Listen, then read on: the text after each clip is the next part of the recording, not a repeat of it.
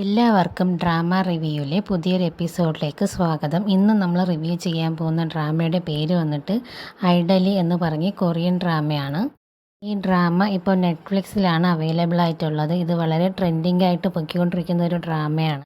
ഒരു ഓൺഗോയിങ് ഡ്രാമയാണ്. ഇത് കംപ്ലീറ്റ് ആയിട്ടില്ല. 8 എപ്പിസോഡുകളാണ് ഇപ്പോൾ റിലീസായിട്ടുള്ളത്. ഇനി നമുക്ക് ഇതിൻ്റെ റിവ്യൂവിലോട്ട് കിടക്കാം. ഒരു ഫാൻ ഗേളും ഒരു കെ പോപ്പ് ഐഡലും തമ്മിലുള്ള ഒരു ലവ് സ്റ്റോറിയാണ് ഈ ഡ്രാമയുടെ മെയിൻ പ്ലോട്ട്.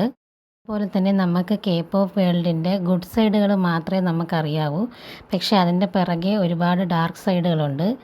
ഈ ഡ്രാമയിൽ അതിനെക്കുറിച്ച് ഒരുപാട് പറയുന്നുണ്ട്. ഈ K pop artist mentally struggle ചെയ്യുന്നതും അവരുടെ സ്ട്രഗിൾസും എല്ലാം ഈ ഡ്രാമയിൽ വളരെ നല്ല രീതിയിൽ തന്നെ എക്സ്പ്ലെയിൻ ചെയ്തിട്ടുണ്ട്. ഒരു ആർട്ടിസ്റ്റിൻ്റെ ബുദ്ധിമുട്ടുകൾ എന്തൊക്കെയാണെന്ന് നമുക്കിതിൽ നല്ല ക്ലിയർ ആയിട്ട് മനസ്സിലാവും.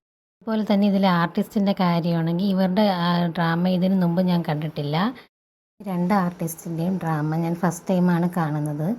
ഫസ്റ്റ് ടൈം തന്നെ ഞാൻ വളരെയധികം ഇമ്പ്രസ് ആയതുകൊണ്ട് തന്നെ ഞാൻ എല്ലാ എപ്പിസോഡും വെയിറ്റ് ചെയ്തിരുന്നാണ് കാണുന്നത്. പോപ്പ് ആർട്ടിസ്റ്റിൻ്റെ സ്ട്രഗിളെല്ലാം നമുക്കിത് കാണുമ്പോൾ മനസ്സിലാക്കാൻ പറ്റും. ഈ ഡ്രാമ കാണുമ്പോൾ നമുക്ക് BTSനെ ആയിരിക്കും കൂടുതൽ ഓർമ്മ വരുന്നത്. BTSലെ ജങ്കുക്കിൻ്റെ അവസ്ഥയായിരിക്കും കൂടുതലായിട്ട് നമ്മളെ മൈൻഡിൽ വരുന്നത്.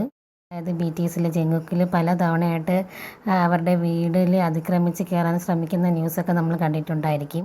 അതുപോലെ സീനൊക്കെ ഈ ഡ്രാമയിൽ അവർ കാണിക്കുന്നുണ്ട്. സമയത്ത് ആ കെ പോപ്പ് ആർട്ടിസ്റ്റുകളൊക്കെ എന്തുമാത്രം മെൻ്റൽ സ്ട്രെസ് അനുഭവിച്ചിട്ടുണ്ട് എന്നുള്ളതൊക്കെ ഈ ഡ്രാമയിൽ വളരെ നന്നായിട്ട് തന്നെ എക്സ്പ്ലെയിൻ ചെയ്യുന്നുണ്ട്.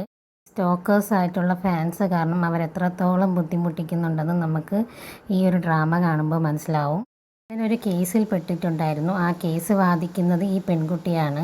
ഇവർക്കിടയിൽ നല്ലൊരു രീതിയിൽ ബോണ്ടുണ്ടാവുന്നു. ഇവർക്കിടയിൽ ബോണ്ടുണ്ടാവാൻ കാരണം തന്നെ ഇവൾ അവൻ്റെ ഫാനല്ല എന്നാണ് അവൻ കരുതിയിരുന്നത്. അതുകൊണ്ടാണ് ഇവർക്കിടയിൽ നന്നായിട്ട് കണക്ഷൻ ഉണ്ടാവുന്നത്.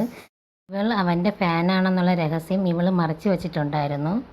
അവരുടെ കേസിനെ ബാധിക്കണ്ട എന്ന് കരുതി മാത്രമാണ് അവളത് മറച്ചു വച്ചിട്ടുണ്ടായിരുന്നത്. അല്ലാതെ അവൾക്ക് വേറൊരു ഉദ്ദേശവും ഇല്ലായിരുന്നു. അത് അവൾ മനഃപൂർവ്വം മറച്ചു വച്ചതായിട്ട് ഇവൻ തെറ്റിദ്ധരിക്കുന്നുണ്ട്. ഇവർക്കിടയിലുള്ള ഈ തെറ്റിദ്ധാരണ മാറുമോ എന്നുള്ളത് നമുക്ക് ഈ ഡ്രാമ കണ്ട് മനസ്സിലാക്കാം. അതുപോലെ തന്നെ ഒരു കെ പോപ്പ് ആർട്ടിസ്റ്റ് ആവുന്നതിന് മുമ്പ് തന്നെ അവൾ അവനെ സ്നേഹിച്ചിരുന്ന ഒരു രഹസ്യം ഇവൻ മനസ്സിലാക്കിയില്ലെന്ന് നമുക്ക് കണ്ടറിയാം. താങ്ക്